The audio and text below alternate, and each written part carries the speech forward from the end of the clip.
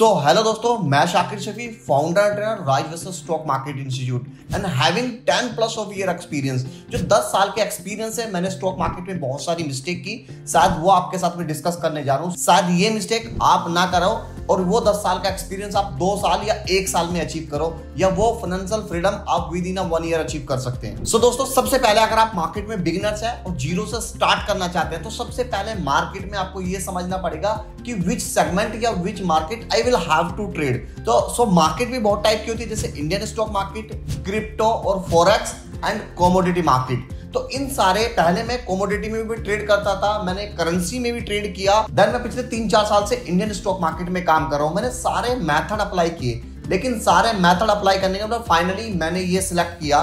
तो ऐसे ही इतने सारे मार्केट है, आपको भी सिलेक्ट करना पड़ेगा कि किस स्टॉक मार्केट में, किस मार्केट में आपको ट्रेडिंग स्टार्ट करनी है। देन आपका मार्केट सिलेक्ट हो गई कि मुझे स्टॉक मार्केट में ट्रेड करना है, मुझे करेंसी में ट्रेड करना है, मुझे बिटकॉइन में करना है, या मुझे फॉरेक्स या मुझे कमोडिटी में करना है। देन मार्केट मुझे समझ आ गई। देन मुझे चूज करना है कि कितने सारे ट्रेडिंग के मेथड्स हैं, मुझको मेरे रिस्क रिवॉर्ड को क्या सूट करता है। क्या मुझे डेरिवेटिव ट्रेड करना चाहिए, या फ्यूचर या ऑप्शन ट्रेड करना चाहिए, या मुझे इक्विटी कैश में या इंट्राडे में कोई सा एक पर्टिकुलर नीश आपको पकड़ना पड़ेगा, जिस पे आप मास्टरी करनी है, जिसको आपको एक्सपर्ट बनना है। जैसा कि दोस्तों, मार्केट में पैसे कमाने के 4 मंत्रास बता रहा हूं। 4 मंत्रास क्या है? सबसे पहले होता है ETF इन्वेस्टिंग होता है, दूसरा होता है स्टॉक बाय किया और होल्ड किया, तीसरा ऑप्शन होता है कि ऑप्शन राइटिंग या ऑप्शन स्ट्रैटेजी या ऑप्शन हेजिंग से पैसा बनाना। तो ज्यादातर लोग चौथे ऑप्शन से स्टार्ट करते हैं, जो कि है ऑप्शन बाइंग। तो आपने नोटिस किया होगा, सेबी भी क्लेम करता है कि 90% लोग लूजर हैं और सारे ऑप्शन ट्रेडर हैं और स्पेशली ऑप्शन बायर हैं। तो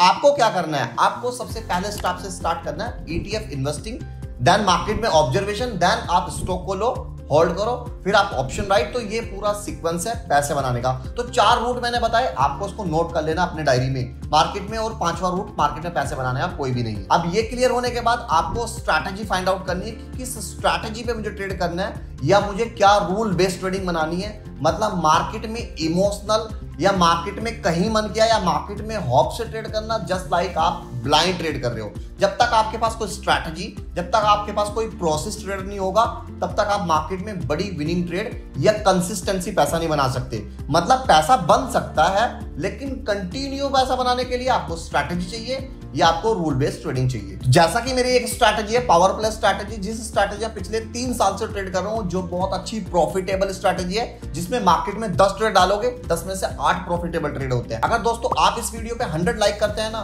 तो इस पावर प्ले स्ट्रैटेजी के लिए मैं एक सेपरेट और डेडिकेटेडली वीडियो बनाऊंगा और YouTube पे फ्री में पब्लिश करूंगा। अब दोस्तों, मेरा स्ट्रैटेजी तो बिल्कुल क्लियर हो गया कि मुझे इस स्ट्रैटेजी पे ट्रेड करना है, मुझे इस प्रोसेस पे ट्रेड करना है, या मुझे ऑप्शन राइटिंग करनी है, या मुझे ऑप्शन बाय करना है, या मुझे स्टॉक में ट्रेड करना है। ये आपका क्लियर हुआ, तो आपको वही नीश पकड़नी है। देन उसकी बैक टेस्टिंग है।